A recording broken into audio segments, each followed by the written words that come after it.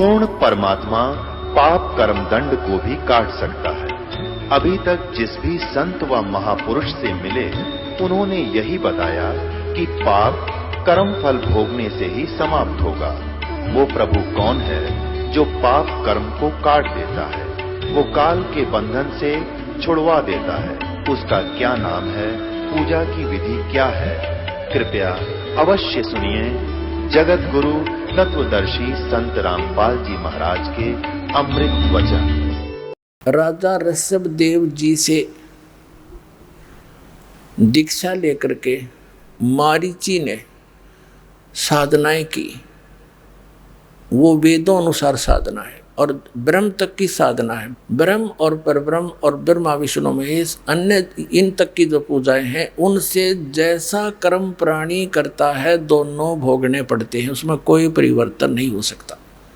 तो जिस आधार से वो पुण्यात्मा पुण्यों के आधार से स्वर्गों में गया, देवता बने 80 लाख बार, और फिर गधा भी बना, कुत्ता भी बना, 60 करोड़ बार गधा, 30 करोड़ बार कुत्ता, रोते गिनती नहीं। ये दशा तो उस पुण्यात्मा की है जो शास्त्र अनुकूल साधना, वेदों अनुसार साधना कर रहा था। क्योंकि वेदों में कंप्लीट स्पिरिचुअल नॉलेज नहीं है। चारों वेदों का निष्कर्ष श्रीमद् भगवद गीता है। श्रीमद् भगवद गीता अध्याय नंबर 4 के श्लोक नंबर 32 और 34 में स्पष्ट किया है कि सच्चिदानंद घन ब्रह्म ने अपने मुख कमल से आकर जो ज्ञान दिया है उसमें कंप्लीट स्पिरिचुअल नॉलेज है, संपूर्ण अध्यात्म ज्ञान है और वो तत्व ज्ञान है। चौथे अध्याय के 34वें श्लोक में कहा कि उस तत्व ज्ञान को तू तत्वदर्शी संतों से जाकर समझ। इससे सिद्ध है कि गीता ज्ञानदाता भी कंप्लीट ज्ञान नहीं बता पा रहा, उसने ऑप्शन छोड़ दिया है तत्वदर्शी संतों से पूछो।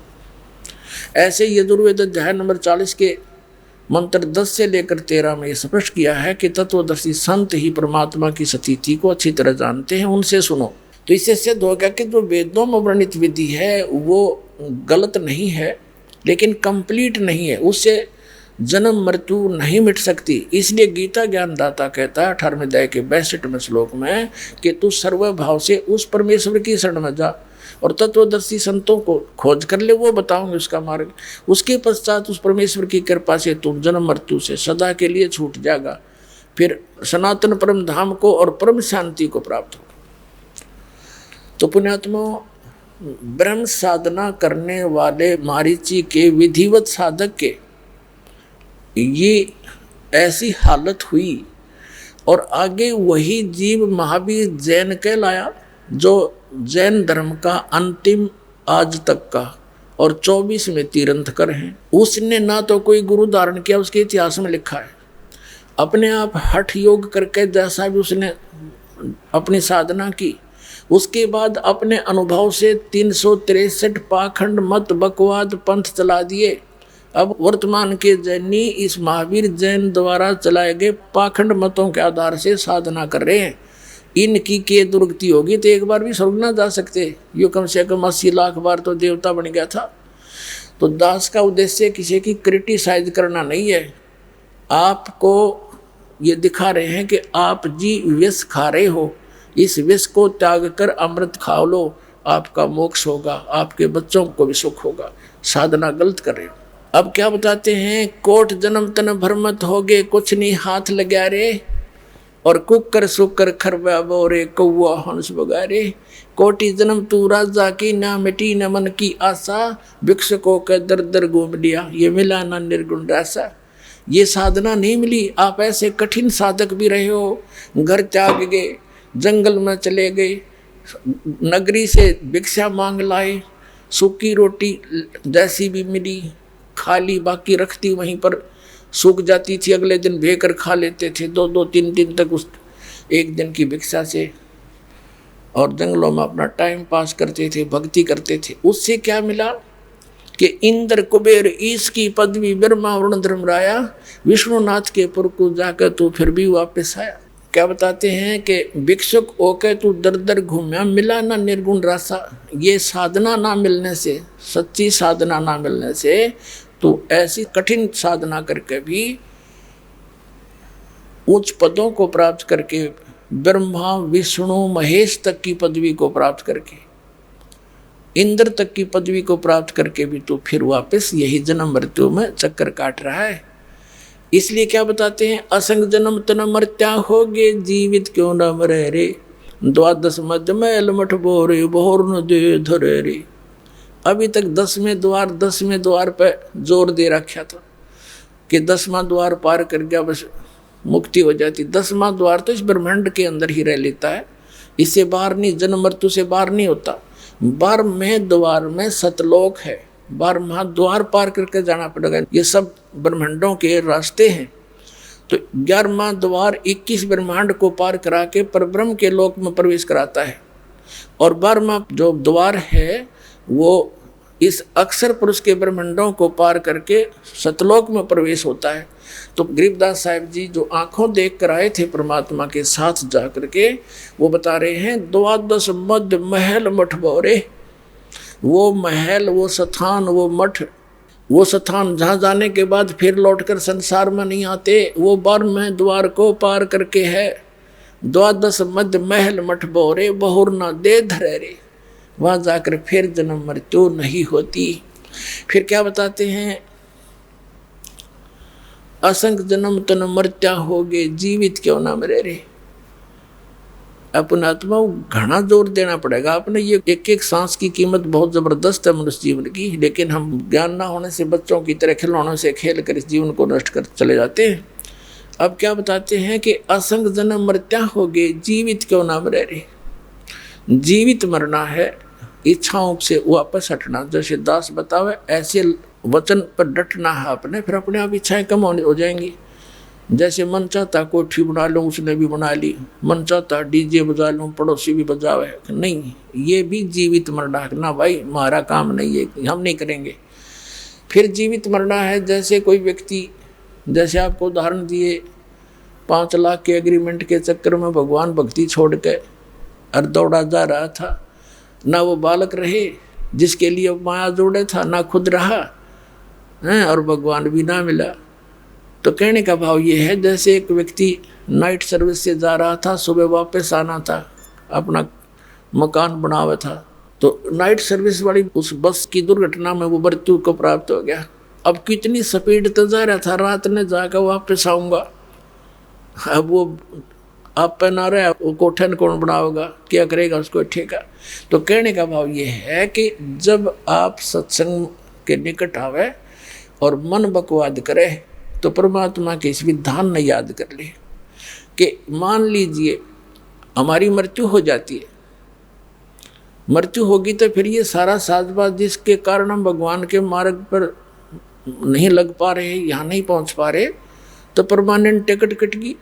तो नो सोच ले 3 दिन के लिए मैं मर गया और कति छोड़ कर चल पड़ा उस काम में। एक स्थिति ऐसी भी आएगी, लेकिन आएगी धीरे धीरे। तो फिर नो सोच ले 3 दिन के अंदर जो कोई काम बिगड़ेगा, खराब होगा, उसने फिर जाकर ठीक कर लेंगे, और परमानेंट टिकट कट की जब भी तो वही रह जाएगा यहीं पर।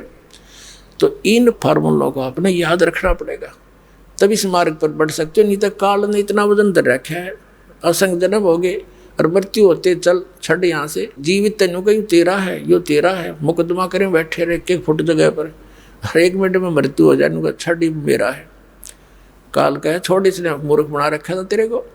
तो परमात्मा कहते हैं ने सोच ले, और विश्वास रखना जो भगवान की तरफ चलते हैं उनके काम बिगड़ा नहीं करते। ये अपना बिल्कुल हृदय में गांठ लगा लेना। जो भगवान की तरफ ऐसे समर्पित होकर चलते हैं उनके काम बिगड़ा नहीं करते, बना करते हैं। सैकड़ों प्रमाण दिखा दूँ आपने यहाँ हमारे साथ। और हम एक बच्चे को भेजते हैं 14, 15, 16 वर्ष तक फ्री छोड़ देते हैं, बेटा अपना जीवन सफल कर। और इस परमात्मा के लिए क्या हम थोड़ा बहुत भी नहीं कर सकते उत्तम कल्याण के लिए? तो समय भी निकालना पड़ेगा, 2 पैसे परमात्मा के दिए हुए धन से पुण्य भी लाना पड़ेगा। ये सभी क्रियाएं आपको यहाँ से पार करने में सहयोग देंगी। तो कहते हैं असंग जन्म तन मर्त्या होगे, जीवित क्यों ना मरे रे, और 12 मधुमैल मठ बोरे, बहुर ना दे धरे रे। कहते हैं दोजक भिष्ट सभी ते देखे राजपाट के रसिया। जैसे महावीर जैन जी का इतिहास आपने देखा। दोजक माने नरक, भिष्ट माने स्वर्ग। दोजक बहिष्ठ सभी तय देखे राजपाट के रसिया, और 3 लोक से तरपत नाही यो मन भोगी खसिया। गरीबदास जी याद दिलाना चाहते हैं जो भगवान को देख कर आए थे, परमात्मा के साथ गए थे नानक साहिब जी की तरह। अब वो आंखों देखा सब परमात्मा का दिया हुआ ज्ञान और सब बता रहे हैं। क्या बताते हैं कि इस मन की इतनी गंदी वृत्ति है, यूं काल का दूत है, तुमने चैन से रहने नहीं देता। जैसे कोई गांव का सरपंच बन जाता है तो उसकी नीयत रहती है चेयरमैन बनूं, और चेयरमैन बन जाता है तो ये सोचा एमएलए की टिकट मिले। एमएलए बनने के बाद इन्होंने सोचा मंत्री बनूं, जब बात बने। मंत्री बनने के बाद इन्होंने सोचा मुख्यमंत्री बनूं जब चौधर पूरी हो। मंत्री बनकर नीति यह हुआ प्रधानमंत्री बनूं, इतने इसकी टिकट कट ले, फिर गधा संतरी बना पाओ। अब परमात्मा कहते हैं 3 लोग से तरपत नाही यो मन भोगी खसिया। ये मूर्ख बना रहा तुम्हारे को जो काम करना था। कबीर साहब कहते हैं कबीरा सब जग निर्धना धनवंता नहीं कोए, धनवंता सो जानियो जिस पर राम नाम धन होए। तो राम नाम का धन इकट्ठा करो, आप भगवान के चरणों में जाओगे। फिर क्या बताते हैं कि सतगुरु मिले तो इच्छा मिटे। सतगुरु मिलेगा तो यहाँ से मन हटाओगा, आपकी इच्छाएं खत्म कर देगा। ये सत्कर मान लेना, आपको गलानी हो जाएगी यहाँ के इस बकवादों से। एक दिन ऐसी स्थिति आ जाएगी आपकी भी और आपके बच्चों की भी, और फिर भक्ति सफल होगी, स्पीड तो चलेगी। क्योंकि उस सुख को प्राप्त करने के लिए हमने यहाँ के सुख छोड़ने पड़ेंगे। क्योंकि स्टूडेंट यदि कॉलेज टाइम में, अपने स्टडी टाइम में और ये बकवादें करता है और भक्ति नहीं कर रहा है तो वो सदा दुखी होता है। तो आप स्टूडेंट हैं, आपने यहाँ की जो सुविधाएं बटोरने में जीवन नष्ट कर रहे हो, ये आप बालक हो, अपना जीवन नाश कर रहे हो। यहाँ के सुख से उल्टा हटना पड़ेगा, और ये सच्चाई के साथ आपने माननी पड़ेगी ये बात। एक कहने से बाय ऑर्डर नहीं, इस ज्ञान से आपकी महात्मा हट जाएगी। इनते देख लेना कुछ दिनों में। तो कहते सतगुरु मिले तो इच्छा मिटे, और पद मिल पदे समाना, चल हंसा उस लोक पठाऊं जो आदि अमर अस्थाना। ओए है, अब सतगुरु मिलेगा तो इच्छा खत्म कर देगा आपकी, और पद मिल पदे समाना। अब देखो ये सूक्ष्म वेद है, गॉड गिवन, कबीर परमात्मा ने दिया गरीबदास साहिब जी के हृदय में, उन्होंने फिर हमारे लिए लिपिबद्ध करा दिया। ये सूक्ष्म वेद है, इसको समझना बालकों का काम नहीं है। इसमें कितने कोड वर्ड हैं। पद मिल पदे समाना, यहाँ पद के 2 अर्थ बनते हैं, 2 बार पद लिखा है। एक तो पद मिले, पद माने पद्धति, यानी पूजा की विधि अकॉर्डिंग टू शास्त्र मिले। सही भक्ति विधि सही मंत्र मिलेंगे, वो पद है, यानी वो पद्धति है। फिर पद मिल पदे समाना, कौन से पद में समाएंगे, कहाँ पहुँचेंगे। जैसे गीता अध्याय नंबर 15 के श्लोक नंबर 4 में कहा है कि उसके पश्चात तत्वदर्शी संत मिलने के पश्चात परमेश्वर के उस परम पद की खोज करनी चाहिए, जहाँ जाने के बाद साधक फिर कभी लौट कर संसार में नहीं आते। तो यहाँ लिखा है सतगुरु मिलेगा तो वो पद मिलेगा, सतगुरु मिले तो इच्छा मिटे, पद मिल पदे समाना, और चल हंसा उस लोक पठाऊं जो आदि अमर स्थाना, जो शाश्वत स्थान है, तुझे वहां भेज दूं। फिर कहते हैं 4 मुक्ति जहाँ चंपी करती, जैसे यहाँ की 4 मुक्तियां हैं, 4थी मुक्ति ब्रह्मलोक में चले जाते हैं। ब्रह्मलोक में गए हुए प्राणी फिर जन्म मृत्यु में, ये सथाई सुख रहा है ही नहीं हमारा। तो यहाँ कहते हैं ये 4 मुक्ति जहाँ तेरी चंपी करती, सदा तेरे चरणों में सुख रहेगा सतलोक में। सतलोक कोई एक समुद्र सागर नहीं है, वो ऐसा ही पृथ्वी है, ऐसे ही बाग बगीचे, सारी व्यवस्था बिल्कुल एज इट इज है। ये डुप्लीकेट मिट्टी के कच्चे खिलौने हैं, वो अमर तत्वों से बने हुए सभी हैं। तो आपके शरीर भी वहाँ पर अमर होंगे और इतने सुख होंगे। कहते हैं 4 मुक्ति जहाँ चंपी करती, माया होरी दासी, और दास गरीब अभय पद पर से, वो मिले राम अविनाशी। कहते वो अविनाशी परमात्मा मिलेगा, और वो सुख तेरे चरणों में सदा के लिए बना रहेगा। मन तू चल रे सुख के सागर, जहाँ शब्द सिंधु रत्नाकर। बोलो सतगुरुदेव।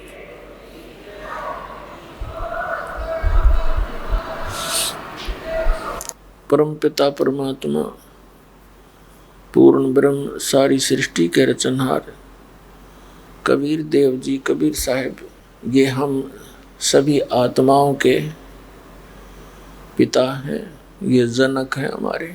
और अपने का दुख अपनों को ही होता है।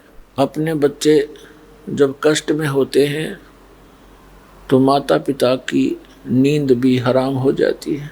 तो पुण्यात्माओं, हमने एक बहुत भयंकर गलती करी थी, जिसके परिणाम स्वरूप हम यहाँ इस काल के जाल में ये पीड़ाएं सहन कर रहे हैं। हम अपने पिता से विमुख हो गए। जहाँ हमें सब सुविधाएं उपलब्ध थी, वहाँ ना वृद्ध अवस्था थी, ना मृत्यु होती थी। हमारा भरा पूरा परिवार था,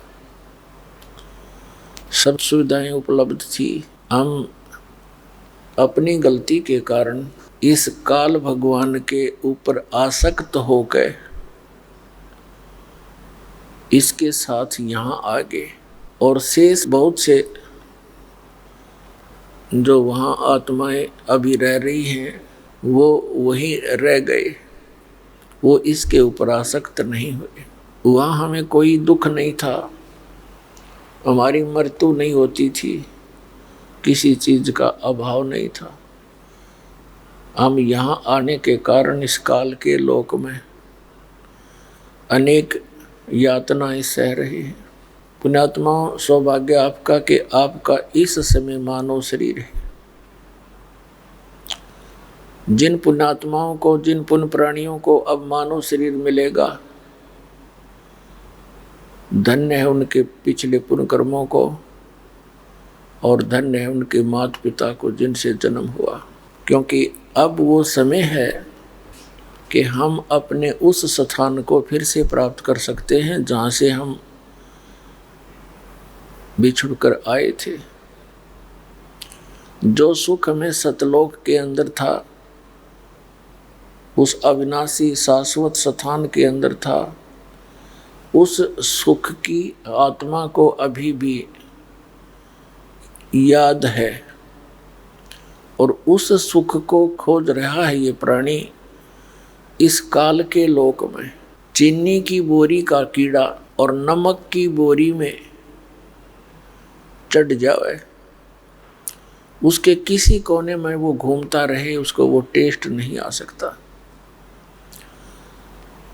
कलर एक जैसा है, बोरी एक जैसी है, ठीक इसी प्रकार हम उस चीनी की बोरी को छोड़कर इस नमक की बोरी में चढ़ गए, और यहाँ हम उस चीनी वाला सुख खोज रहे हैं इस काल के 21 ब्रह्मांड रूपी नमक की बोरी में।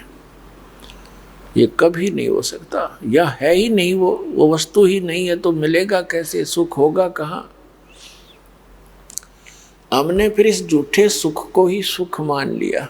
परमात्मा कहते हैं, झूठे सुख को सुख कहे ये मान रहा मनमोद, ये सकल चबीना काल का कुछ मुख में कुछ गुप्त। जब से हम इस काल के साथ यहाँ आए हैं, यहाँ आते ही हमारी यातनाएं इसने प्रारंभ कर दी, और उसी दिन से इसने हमारे को भगवान बुला दिया। हमारे ऊपर अपनी त्रिगुणमयी माया का एक विशेष नशा कर दिया, जिस कारण से हम कति भूल गए हम कौन हैं, कहाँ से आए हैं, हम क्यों यहाँ जन्मते और मरते हैं, क्यों हमारे ये कष्ट होते हैं। किसी को कैंसर हो गया, किसी को अन्य रोग है, या कोई अन्य कारणों से टेंशन लिए फिर रहा है। किसी प्राणी को चैन नहीं, चाहे इस पृथ्वी का पूरी का राजा क्यों ना हो। तो पुण्यात्मा, उस परमेश्वर ने आके इस काल के अज्ञान को हटा के, हम उसकी आत्मा हैं, वो हमारे लिए भटक रहे हैं और हम उसको पहचान नहीं पाते, क्योंकि काल ने, इस सरपुरुष ने, 21 ब्रह्मांड के स्वामी ने, ब्रह्मा विष्णु महेश के पिता ने हमारे को गलत ज्ञान से रंग दिया। अपने नकली संदेशवाहक गुरु मंडलेश्वर भेज गए। और परमात्मा को निराकार सिद्ध करवा दिया। जब परमेश्वर यहाँ आते हैं वो स्वयं भी आकर बताते हैं कि हम ही अलख अलाह हैं, कुतुब गोस और पीर, गरीब दास खालिक धनी, हमारा नाम कबीर। वो स्वयं कहते हैं कि मैं सारी सृष्टि का रचनहार हूँ और मेरा नाम कबीर है। लेकिन हम अपने उस अज्ञान विधान के अनुसार परमात्मा को रिजेक्ट कर देते हैं कि परमात्मा तो निराकार है। हम विष्णु जी की पूजा करते थे, उनकी मूर्ति रखते थे, फिर भी जब डिस्कस आपस में होती थी भक्तों की इस नाम दीक्षा और इस ज्ञान से पहले, तो फिर पूछते थे भगवान कैसा है? भगवान तो निराकार है। समाधि लाकर उसके प्रकाश देखा जाता है। हमारी बुद्धि का कोई ठिकाना नहीं था, कोई सतर नहीं था हमारे ज्ञान का।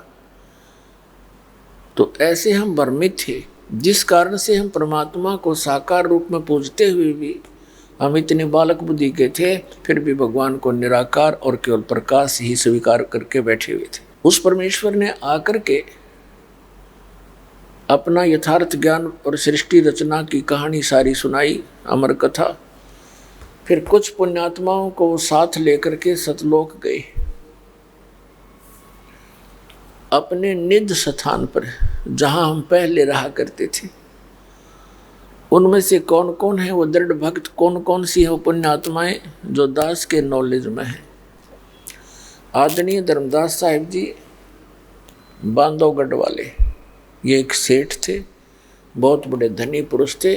भगवान की चाह में जैसा भी गुरु मिला हुआ था और पवित्र हिंदू धर्म में जन्म था, जैसे भी उन गुरुओं ने रंग में रंग रखा था, उसी आधार से वे पूजाएं करते हुए तीर्थों पर भटक रहे थे।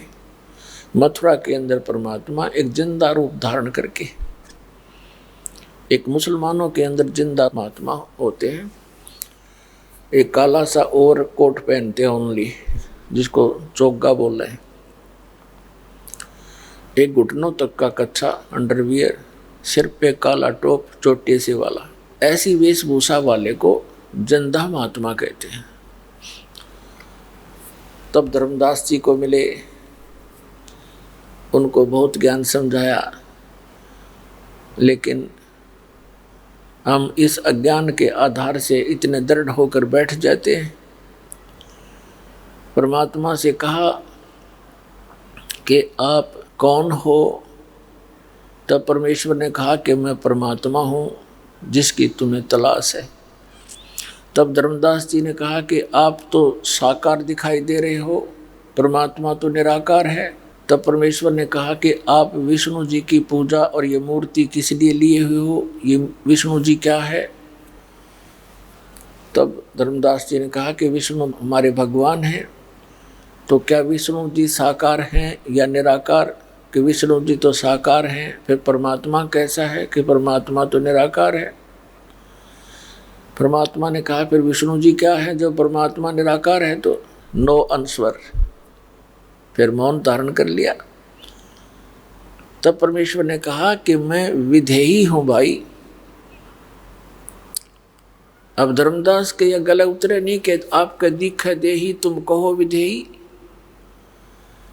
तब परमात्मा ने कहा धर्मदास देख, मेरे हाथ लगा के देख, जो तुम्हारा शरीर है ना, ऐसा नहीं है मेरा शरीर। मेरा हार्ड चाम का पुतला नहीं है, मेरी अमर काया है। इसमें नाड़ी आदि का जोड़ जुगाड़ नहीं है, हार्ड मांस नहीं है। अब धर्मदास ने देखा रुई जैसा शरीर मालिक का, ऐसे फिर भी गले बात नहीं उतरी। कहने का भाव ये है कि परमात्मा ने कई बार झटके वटके देकर अंतर ध्यान हो गए परमात्मा सामने से। तब धर्मदास जी के एकदम झटका सा लग गया कि सचमुच ये तो परमात्मा ही थे। फिर परमात्मा उस प्यारी आत्मा को सतलोक लेकर गए। जब सतलोक में जाकर देखा वही जिंदा वाला रूप ही उस अनंत कोट ब्रह्मांड के संचालक के रूप में सिंहासन पर विराजमान है, सिर पे मुकुट है और तेजों में शरीर है, ऊपर छत्र है, बहुत बड़ा गुम्बद है। सतलोक एक पृथ्वी है सफेद कलर की, उसका तेज बहुत घना है, बहुत नूरी है और वहाँ सब व्यवस्था है। बाग बगीचे हैं, सदाबहार वृक्ष हैं, झरने बह रहे हैं, प्रत्येक पदार्थ अमर है। जैसे उस सतलोक का एक सैंपल है यहाँ पर, जो गंगा दरिया का जल है, ये सतलोक से आया हुआ है। परमात्मा ने अपने एक मटेरियल की, वहाँ के पदार्थ की एक पहचान बताने के लिए ये सतलोक से भेज रखी है। ये निरंजन के लोक में आती है, वहाँ से फिर विष्णु के लोक में आती है, विष्णु के लोक से फिर शिव के लोक में आती है, शिव के लोक से फिर ये पृथ्वी के ऊपर आती है। इसके आने का तरीका जैसे समुद्र से वाष्प उठती हैं, बादल रूप धारण कर लेती हैं, अरबों टन पानी ऊपर घूम रहा है बगैर किसी सपोर्ट के, और जहाँ चाहे परमात्मा उसका पानी बनाकर वर्षा कर देता है। ऐसे ही वहाँ से सतलोक से नीचे आई, उसका प्रारूप बदल कर परमात्मा ने वहाँ प्रकट की। वहाँ शिवलोक में, विष्णुलोक में ये गंगा एज इट इज ही है। उसके बाद फिर उसको फिर दूसरा प्रारूप बदल के और यहाँ गौमुख के पास उस बर्फ के अंदर कन्वर्ट कर दी मालिक ने। वहाँ से ये पानी बनकर नीचे आ रहा है और ऊपर से वो लगातार आ रही है। तो इस जल को आप कितने दिन कहीं रख लो, किन्हीं परिस्थितियों में ये खराब नहीं होता। ऐसे वहाँ दूधों की नदी बहती है, वहाँ पर सदाबहार वृक्ष हैं, ऐसे अमृत जल है वहाँ का। क्योंकि वहाँ से चलकर यहाँ तक आने में इस काल के 21 ब्रह्मांड में इतनी बदबू उठ रही है। जब हम सतलोक से वापस यहाँ आते हैं तो इसके अंदर आते ही आभास होता है कि बहुत गलत ठिकाना है। गरीबदास साहिब जी कहते हैं कि 100 योजन पर जाती है यह दुनिया की दुर्गंध। 100 योजन, 1 योजन 4 कोस का, 1 कोस 3 किलोमीटर का, तो समझो 300 किलोमीटर तक इस पृथ्वी की दुर्गंध वहाँ तक जाती है, बदबू। और जिस लोक में हम बड़ा खुश होकर रह रहे हैं, तो इसके अंदर से आकर के फिर भी मलिनता आ ही जाती है थोड़ी बहुत। उसके बावजूद भी ये इतना निर्मल जल है और परमात्मा के यथा स्थान पर तो इसका कहना ही क्या। तो पुण्यात्मा, परमात्मा ने 600 वर्ष पहले अपनी प्यारी आत्मा धर्मदास जी को सतलोक दिखाया और वहाँ सतलोक के अंदर परमात्मा को देखा। करोड़ सूर्य मिला दे, करोड़ चंद्रमा, इतने एक रोमकूप की शोभा। जब धर्मदास को नीचे यकीन हुआ नहीं, ऊपर देखा उस सतलोक के सिंहासन पर, फिर वापस फिर आया, नीचे आकर परमात्मा को देखा तो कहा, हे भगवान, मैं आपके साथ वाद विवाद करके बहुत शर्मिंदा हूँ, आप तो सचमुच भगवान हैं, आप तो वास्तव में परमात्मा हैं। लेकिन आपका जो वहाँ शोभा है, वो शोभा युक्त आपका शरीर यहाँ नहीं है, इसका कारण क्या है? तो परमेश्वर ने कहा था कि एज इट इज यदि मैं जो का तुम उसी तेजों में शरीर से यहाँ प्रकट हो जाऊँ तो तुम्हें कुछ दिखाई दे नहीं, सबकी आंखें बंद हो जाए, जैसे उल्लू सूर्य नहीं देख सकता, इतना तेज तुम्हारी चरम दृष्टि सहन नहीं कर सकती। इसलिए मैं अपना हल्का तेज रूप बनाकर, रूप को सरल करके नीचे आता हूँ और उसी रूप में आ जाऊँ, उसी शोभा में, तो ये काल निरंजन को हार्ट अटैक हो जाए, ये बेहोश हो जा, तो ये हमारा नियम भंग हो जाता है। क्योंकि इसने तप करके ये राज्य लिया हुआ है और तुम अपनी गलती से, सब इच्छा से यहाँ आई हुई। अब मैं तुम्हें उस स्थान की प्राप्ति, उस सुख को पुनः प्राप्त कराने की एक विधि बताऊंगा।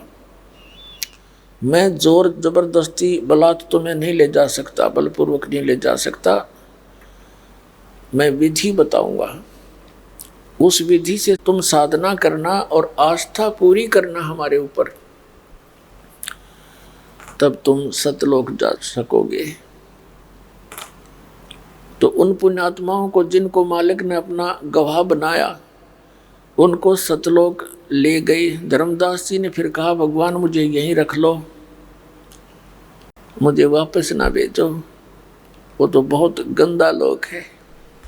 तो परमात्मा ने कहा, ऐसे नहीं रखा जा सकता। आप यहाँ से जब गए भक्ति युक्त थे, तुम परिपूर्ण थे भक्ति से। अब तुम्हारी भक्ति, तुम्हारी जो शक्ति वो बिल्कुल खत्म हो चुकी है और तुम्हारे ऊपर काल का बहुत घना ऋण है। ऐसा मंत्र मैं तुम्हें बताऊंगा धर्मदास, सतनाम का, उसकी साधना करना, भक्ति करना। बहुत शीघ्र तुम उसी तरह चार्ज हो जाओगे और जब शरीर छोड़कर आओगे बच्चा, तुम मेरे पास आ जाओगे और कोई तरीका नहीं है। और जाओ मेरे ज्ञान का प्रचार करो, आंखों देखे गवाह रूप में तुम अपने प्यारे भाई बहनों को, इस यथा स्थान को जो देखा है तूने, और सत सत बता दे। धर्मदास जी ने फिर डंडोरा पीटना शुरू कर दिया, जगह जगह जाके परमात्मा के गुण गाने लगे। लेकिन काल के दूत पग पग पर बैठे हैं, उन्होंने परमात्मा के इस ज्ञान को हम तक आने नहीं दिया। उसी समय में आदरणीय नानक साहिब जी को परमात्मा मिले। ऋग्वेद मंडल नंबर 9 सूक्त नंबर 86 मंत्र नंबर 26 और 27 में, ऋग्वेद मंडल नंबर 9 सूक्त 82 82 के मंत्र 1 2 3 में, ऋग्वेद मंडल नंबर 9 सूक्त 96 96 के मंत्र 16 से 20 में, ऋग्वेद मंडल नंबर 9 सूक्त 20 मंत्र 1 में, ऋग्वेद मंडल नंबर 9 सूक्त 94 के 94 के मंत्र 1 में, ऋग्वेद मंडल नंबर 9 सूक्त 95 के मंत्र 2 में, 95 के 2 में, और भी अनेकों स्थानों पर ये प्रमाण है कि वो कबीर देव, वो परम अक्षर ब्रह्म सतलोक में रहता है ऊपर, और वहाँ से वो गति करके आता है, चल के आता है सह शरीर। अच्छी आत्माओं को मिलता है जो दृढ़ भक्त होते हैं, उनको उपदेश देता है, ज्ञान सुनाता है। वो अपने शरीर को, अपने रूप को सरल करके आता है, तत्व ज्ञान से परिचित कराता है। तो उसी अपनी लीला आधार से परमात्मा आदरणीय नानक साहिब जी को मिले थे। जिस समय नानक साहिब जी सुल्तानपुर के अंदर एक नवाब के यहाँ नौकरी किया करते थे, और प्रतिदिन वो बेई नदी में स्नान करने के लिए जाया करते थे। वहाँ घाट बना हुआ था, सुल्तानपुर नगर के साथ ही, शहर के साथ ही वो बेई नदी बह रही है। एक दिन परमात्मा नानक साहिब जी को मिले और उनसे डिस्कस हुई, प्रार्थना की कि मैं भक्त हूँ और आपके विषय मुझे बहुत कुछ सुना है कि आप बड़े महान आत्मा हो, मुझे कुछ ज्ञान मार्ग बताओ। तो नानक साहिब जी ब्रजलाल पांडे से गीता पढ़ा करते थे, और उस ब्राह्मण ने, गुरु ने श्री विष्णु जी को सुप्रीम पावर, जैसा कि हिंदू समाज के अंदर एक लोक वेद फैला हुआ है, तो उन्होंने बताया कि विष्णु जी सर्वेश्वर हैं, ये अजरो अमर हैं, सर्वशक्तिमान हैं, इनके कोई माता पिता नहीं है। तो ऐसे काफ़ी डिस्कस हुई, जैसे धर्मदास साहिब जी के साथ हुई थी, ऐसे ही नानक साहिब जी के साथ हुई। तो परमात्मा ने 3-4 प्रश्न किए थे। परमात्मा ने नानक साहिब जी से पूछा था कि गीता जी का ज्ञान किसने बोला? कि श्री कृष्ण जी ने। श्री कृष्ण जी कौन है? कि ये विष्णु के ही अवतार हैं। श्री नानक साहिब जी का उत्तर था। तब परमात्मा ने कहा कि गीता अध्याय नंबर 2 के श्लोक नंबर 12 में, अध्याय नंबर 4 के श्लोक 5 और 9 में, गीता अध्याय नंबर 10 के श्लोक नंबर 2 में आप मानते हो कि श्री कृष्ण यानी विष्णु जी ने ये गीता ज्ञान दिया, तो ये खुद कह रहे हैं मेरे तो अर्जुन जन्म और मृत्यु होते हैं, तू नहीं जानता मुझे ज्ञान है। तो ये अविनाशी कैसे हुए? अब नानक साहब जी चुप हो गए। तब परमात्मा ने कहा कि गीता ज्ञानदाता अध्याय नंबर 15 के श्लोक नंबर 4 में कहता है कि तत्वदर्शी संत की प्राप्ति के उपरांत परमेश्वर के उस परम पद की खोज करनी चाहिए जहां जाने के बाद साधक फिर लौटकर संसार में नहीं आते, और जिस परमेश्वर ने सब ब्रह्मांडों की रचना की है केवल उसी की भक्ति करो। गीता अध्याय नंबर 18 के श्लोक नंबर 62 में कहा है कि अर्जुन तू सर्वभाव से उस परमेश्वर की शरण में जा, उस परमात्मा की कृपा से तू परम शांति को, सनातन परम धाम को प्राप्त होगा। श्रीमद् भगवत गीता अध्याय नंबर 8 के श्लोक नंबर 1 में अर्जुन ने पूछा कि हे भगवान, आपने जो गीता अध्याय नंबर 7 के श्लोक 29 में जिस तत्वब्रह्म की जानकारी दी है कि उसको जानकर सारे अध्यात्म से परिचित, सब कर्मों से परिचित व्यक्ति केवल जरा और मरण से ही छूटने का प्रयत्न करता है। जरा माने बुढ़ापा, बुढ़ापे का कष्ट, और मरण माने मृत्यु। अपने आत्मा आप जिस ज्ञान से वंचित हो, जिस कारण से सारा दिन हम इस संसारी क्रिया में ही अपना पूरा जीवन व्यर्थ करके चले जाते हैं। व्यर्थ अवस्था आती है, फिर रोते हैं, कभी गोड्डे दुख है, कभी आंखों से नहीं दिखता, कभी दांत कंडम हो गए, और कभी अन्य रोगों से ग्रस्त हो जाता बुढ़ापे में। फिर उसको अपने पिछले जीवन की वो झलकें याद आती हैं और बैठा बैठा रोता है। सारा जीवन में जो धन जोड़ता है, जिन परिवार के लिए पोषण के लिए सारा जीवन लगा रहता है, उनमें से कोई बच्चा ही मर जाता है, कोई बेटी विधवा हो जाती है, पुत्री ही मर जाती है, पत्नी मर जाती है, पूरे परिवार के सदस्य ही मर जाते हैं, बूढ़ा एकला रोने को रह जाता है। एक तो वृद्धावस्था, ऊपर से ये कैर टूट गया।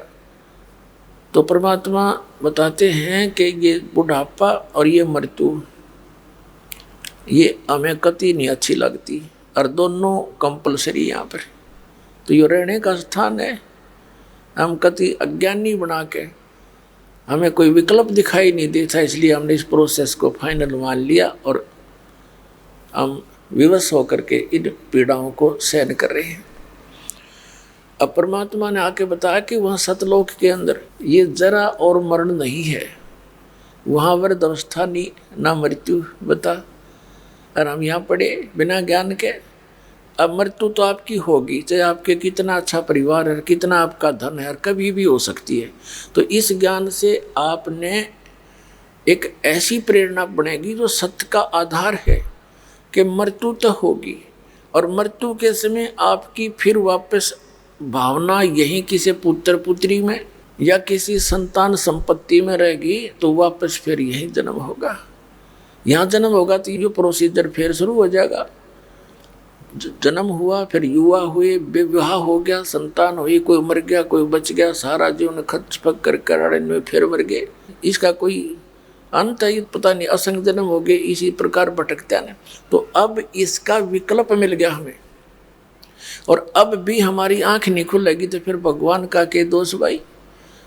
खुद आते हैं सतलोक से चलकर, जूते खाते हैं, गाली खाते हैं, पत्थर मारते हैं हम इस भांग पी के काल की नकली झूठे गुरुओं को सच्चा मानकर उस परमात्मा के पीछे पड़ जाते हैं। 600 वर्ष पहले जो दाता के साथ बदतमीजियां हमने की, अब उनको सुन और पढ़कर आंखों से रोना होता है, और वो हमारे लिए भटक रहा है क्योंकि हम उसके बच्चे हैं। तो सतलोक के अंदर जरा और मरण नहीं है।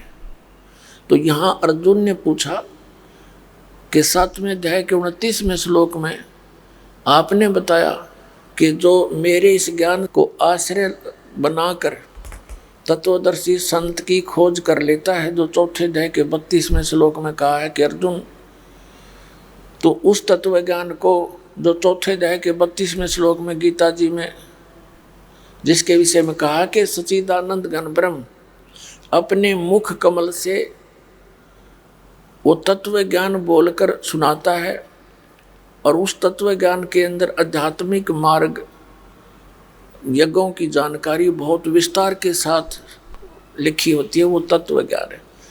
चौथे अध्याय के 34वें श्लोक में कहा कि उस तत्व ज्ञान को तू तत्वदर्शी संतों के पास जाकर समझ, उनको दंडवत प्रणाम करने से और कपट छोड़ के प्रश्न करने से वो तत्वदर्शी संत तुझे उस तत्व ज्ञान का उपदेश करेंगे।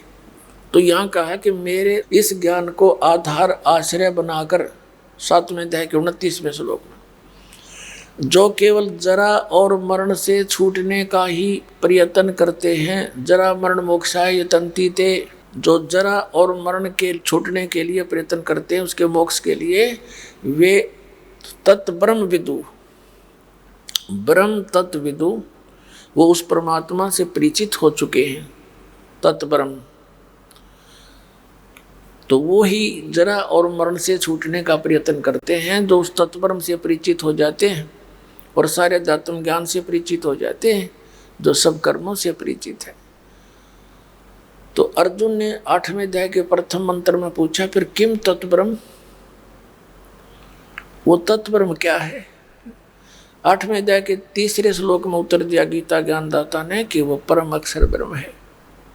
यानी गीता ज्ञान दाता से अन्य है वो परम शक्ति। इन 7 श्लोकों को सुनकर नानक साहब जी बहुत प्रभावित हुए, लेकिन ये पुराना ज्ञान था, ये जल्दी सी जगह छोड़ता नहीं।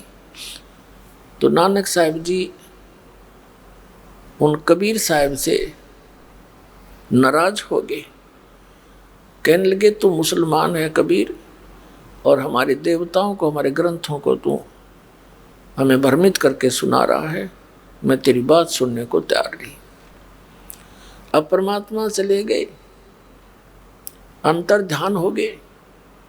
घर आकर के उन्होंने गीता जी डेली पढ़ते थे, ध्यान से देखा, सब कुछ सच्चा पाया। कई दिन तक तड़पते रहे कि हे भगवान एक बार वो जिंदा फिर आ जा, वो साधु एक बार फिर आवे, मैं डिस्कस खूब करूँगा।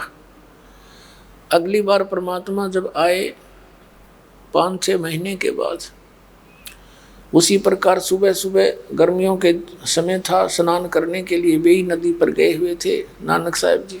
उस दिन परमात्मा केवल नानक साहब जी को दिखाई दे रहे थे, अन्य को नहीं। नानक साहब जी के साथ फिर काफ़ी देर डिस्कस होती रही, अकेले बैठे रहे एक साइड में। अन्य स्नान करने वाले देख रहे हैं कि ये नानक साहब जी किससे बातें कर रहे हैं। दूसरे कहने लगे स्नान करने वाले के भगत आदमी है, ये तो आप पाप बोलिया करें, भगत तो मालिक से लौ लगा रखी होगी इसने। वो अपना नहाने नोने में लगे रहे। तब परमात्मा ने कहा, कबीर साहब ने नानक साहब जी से कहा कि प्यारी आत्मा, तेरे 60,000 जन्म तो अच्छी आत्मा की हो लिए, जब से तो हमसे भी छुटकर आए हो। सतयुग में आप राजा अम्बरीश थे, त्रेता में राजा जनक थे, और बाकी समय का पुण्य आपने स्वर्ग में समाप्त किया। अब आज आप नौकर लगे हुए हो एक नवाब के यहाँ पर। तब नानक साहब ने कहा कि मुझे वो स्थान दिखा जिंदा जब तेरी बात को मालूम है। तो नानक साहब जी जो ही स्नान करने के लिए बेई नदी में प्रवेश किया, वहाँ से उनको अंतर ध्यान कर दिया। लोगों ने सोचा वो डूब गए, तो पूरा नगर खोजने में लग गया। राजा ने भी भेज दिए सैनिक जाल ले लेकर। परमात्मा ले गए उनको अप स्ट्रीम में, अंदर ही अंदर, वहाँ जाकर बाहर निकाल लिया। शरीर को कहीं छुपा दिया एकांत स्थान पर, उनकी आत्मा को सतलोक लेकर गए। फिर उनको वापस छोड़ा, सतलोक में देखा वही जिंदा वाला रूप असंख्य ब्रह्मांड के मालिक के सिंहासन पर विराजमान।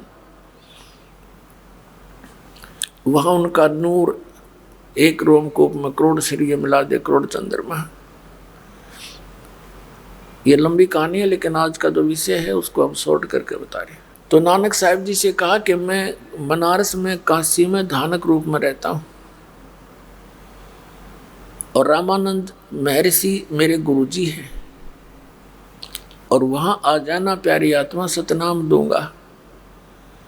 नानक साहब ने कहा था मुझे यहीं रख लो भगवान, तो परमात्मा ने कहा नहीं, आप जाइए सतनाम की भक्ति करना, इस मंत्र के तो साधना से तुम शीघ्र ही भक्ति युक्त हो जाओगे और भक्ति की शक्ति से ही तुम यहाँ आ पाओगे। अब तीसरे दिन नानक साहब जी वापस वहीं पहुंच गए बेई नदी के ऊपर। पहले उनको मृत जानकर शोक मनाया जा रहा था, जीवित देखकर खुशी का ठिकाना नहीं रहा। तो उसके बाद नानक साहब जी पहली उदासी में बनारस गए। वहाँ कबीर साहब को देखा एक जुल्हाई रूप में, धानक रूप में कपड़ा बुनते हुए। तब नानक साहब जी ने कहा था, फाई सूरत मुल्क की वेश ए ठगवाड़ा ठगी देश खरा सियाणा बोता बार। ये धानक रूप रहा करता, आंखों में आंसू भर के, नीच जात परदेसी मेरा छिनावे छिन जावे और ताकि संगत नानक रहंदा कैसे मुंडा पावे। अब उस बात को कोई दूसरे जुलाई माने नहीं, काशी के लोग माने नहीं कि पंजाब का यो पंजाबी आके नीरू के पुत्र को भगवान बताओ, इसका दिमाग खराब हो गया। तो परमात्मा ने कहा था कि जो मुझे देख लेगा प्यारी आत्मा, मुझे वही भगवान मानेगा, ना और दूसरा नहीं मान सकता। तो नानक साहब जी से कहा कि ठीक है तू प्रचार कर। 12 वर्ष तक उन्होंने अपने प्रचार किया। फिर उन प्यारी आत्मा से कहा था कब तेरा विरोध घना बढ़ जाएगा, आप अपना विश्राम करो, भक्ति करो बैठ के। 16 वर्ष तक नानक साहब जी अपने घर पे रह करके भक्ति भी करते रहे और जो उनके पास आते थे उनको ये सत उपदेश भी, सत्संग भी सुनाया करते थे, शिष्य भी बनाते थे। तो पुण्यात्माओं, हम उस स्थान को छोड़कर आगे, उसके लिए परमात्मा ने ये पुण्यात्माएं इस कलियुग के लिए हमारे लिए गवाह बनाए, अपने प्रत्यक्ष दृष्टा बनाए। उन महापुरुषों ने फिर परमात्मा की महिमा का गुणगान किया। फिर आदरणीय दादू साहिब जी, आदरणीय मलुकदास साहिब जी, आदरणीय गरीबदास साहिब जी गांव छुड़ानी जिला झज्जर वाले को, हरियाणा वाले को मिले। आदरणीय गीसा दास साहिब जी गांव खेकड़ा जिला मेरठ उत्तर प्रदेश वाले को भी ऐसे ही मिले। इन सभी महापुरुषों से हमारे लिए जो अधिक महत्वपूर्ण वाणी है आदरणीय धर्मदास साहिब जी की, वो तो उन्होंने कबीर सागर कबीर साखियों तो लिखी सारी। आदरणीय नानक साहिब जी की, आदरणीय गरीबदास साहिब जी की। आदरणीय नानक साहिब जी तो समकालीन थे कबीर साहिब और धर्मदास जी के बहुत समय तक। तो परमात्मा को मालूम था कि इतने लंबे समय का दिया हुआ ज्ञान शायद ही सुरक्षित रह पावे, इसलिए आदरणीय गरीबदास साहिब जी को सन 1727 में, जब गरीबदास जी 10 वर्ष के थे, यानी संवत 1774 को वैसाख के अंदर आदरणीय गरीबदास साहिब जी का पूर्णमासी को जन्म हुआ था। और संवत 1784 में परमात्मा स्वयं सतलोक से चलकर आए थे जिंदा महात्मा के रूप में। आदरणीय गरीबदास साहिब जी को गांव छुड़ानी के खेतों में मिले थे जहां ये गौवें चरा रहे थे। उसमें सन 1727 था, संवत 1784 था। फाल्गुन मास की द्वादशी सन 1727 यानी संवत 1784 दिन के लगभग 10 बजे परमात्मा सतलोक से चलकर आए एक जिंदा महात्मा का रूप बना के, और वहां आकर प्रकट हो गए। एक वृक्ष के नीचे आदरणीय गरीबदास साहिब जी और अन्य गवाले पाली वहां खाना खा रहे थे। एक जंडी के पेड़ के नीचे बैठे थे। उसके साथ से गांव कबलाना टू छुड़ानी एक फुटपाथ है। अब तो सड़क बन गई, पहले कच्चा रास्ता था, सिंगल यानी केवल मनुष्यों के आने और जाने का। उस रास्ते आ रहे थे बच्चे, वहीं पर वो पाली खाना खा रहे थे। तो परमात्मा ने आकर उनको राम राम बोला। सब ने देखा उस समय साधु संतों का बहुत आदर सत्कार हुआ करता था। कुछ बड़े पाली भी थे बड़ी उम्र के, उनमें सबसे छोटी उम्र के आदरणीय गरीबदास साहिब जी थे। तो उन सभी पालियों ने एक सुर में कहा कि महाराज आओ भोजन पालो। परमात्मा ने कहा भी भोजन तो मैं खा के आया हूँ अपने गांव से। पालियों ने पूछा आपका गांव कहाँ है, कितनी दूर है यहाँ से? परमात्मा ने कहा कि मेरा गांव है सतलोक और 16 शंख कोस की दूरी पर है। अब पालियों की बुद्धि वहाँ कहाँ जाती बच्चों की, उन्हें सोचा कोई होगा सतलोक नाम का गांव और 16 कोस पर बतावा है। वो कह रहे थे 16 शंख कोस पर। तो फिर उन्होंने कहा कि आप खाना नहीं खाओगे तो दूध तो पीना ही पड़ेगा। पहले क्या होता था कि गौवें बहुत रखते थे और खेती का साधन विशेष नहीं था। वर्षा हो जाती तो कोई बाजरा ज्वार कनक बीज लिया करते थे, अन्यथा चरागाह बने रहते थे, उसके लिए पशुधन अधिक रखते थे।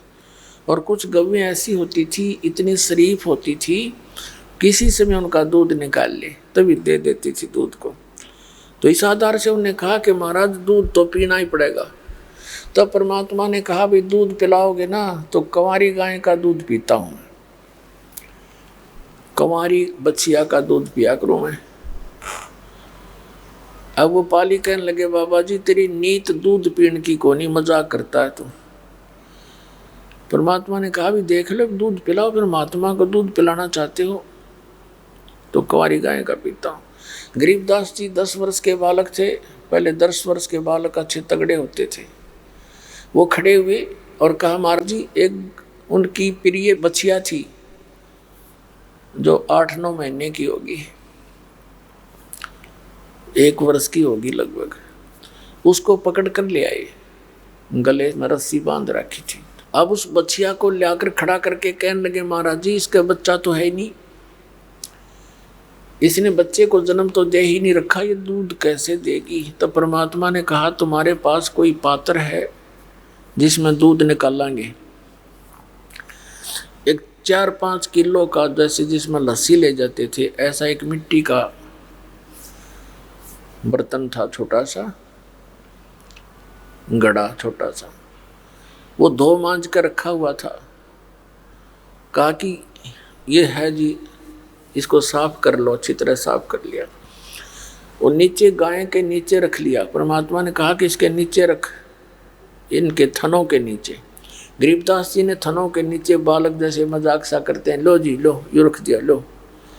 और परमात्मा कबीर जी ने उस बछिया की कमर पर थपकी लगा दी, लंबे लंबे सतन हो गए, अपने आप दूध की धार बंद की।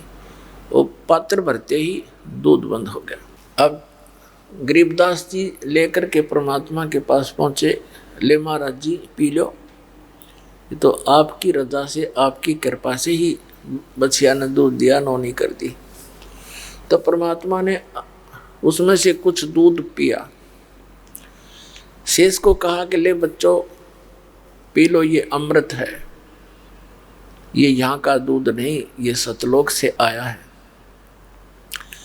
अब जो बड़ी उम्र के सियाने से पाली थे वो तो उठकर चले गए कि हम नहीं पियो ये जादू जंत्र का दूध, और पता नहीं तू कौन सी जात का है, तूने झूठा कर दिया।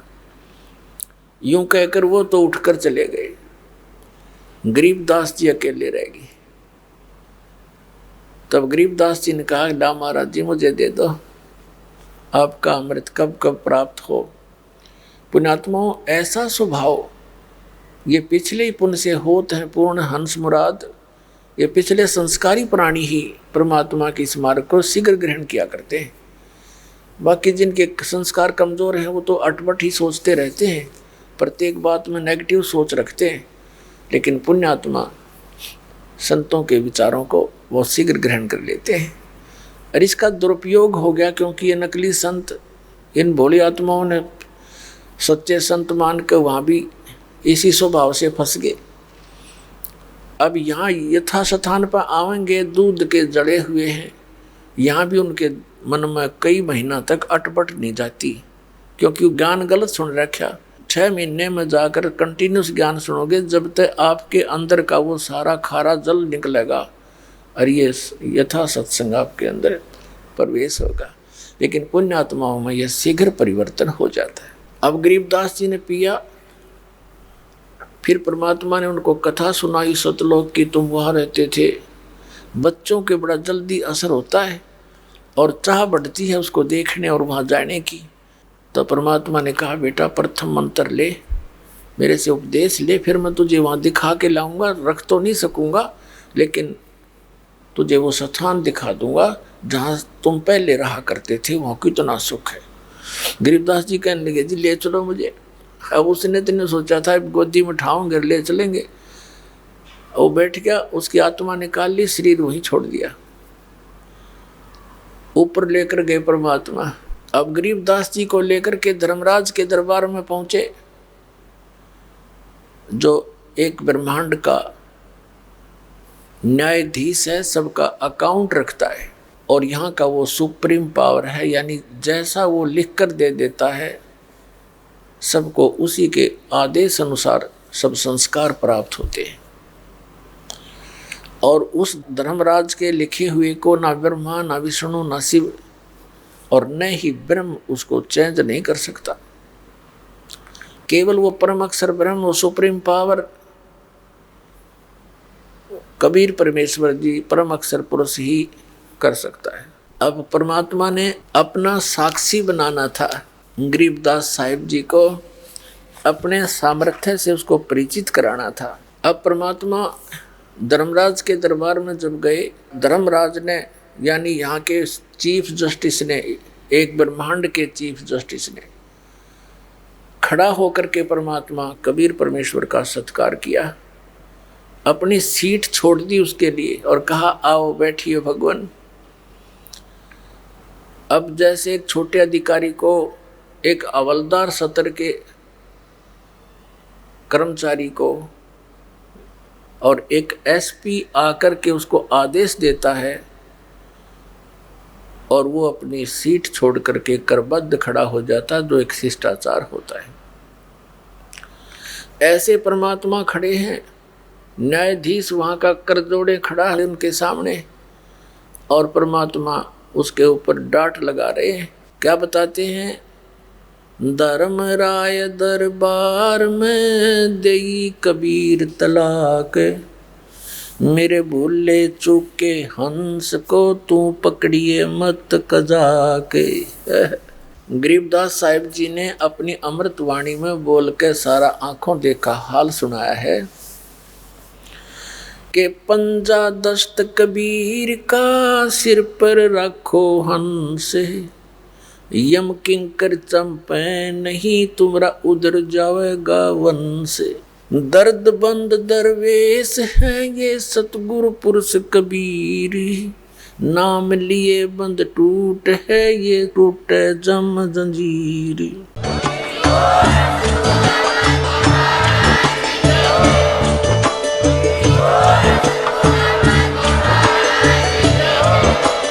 आप सुन रहे थे जगत गुरु तत्वदर्शी संत रामपाल जी महाराज जी के मंगल प्रवचन। अधिक जानकारी के लिए विजिट कीजिए हमारी वेबसाइट www.jagatgururampalji.org। संत रामपाल जी महाराज जी के शुभ आशीर्वाद से पूरे विश्व भर में 500 से भी ज्यादा नाम दीक्षा केंद्र हैं, जिन पर संत रामपाल जी महाराज जी द्वारा ऑनलाइन निशुल्क नाम दीक्षा दी जा रही है। अपने नजदीकी नाम दीक्षा केंद्र का पता करने के लिए संपर्क करें 8222880541।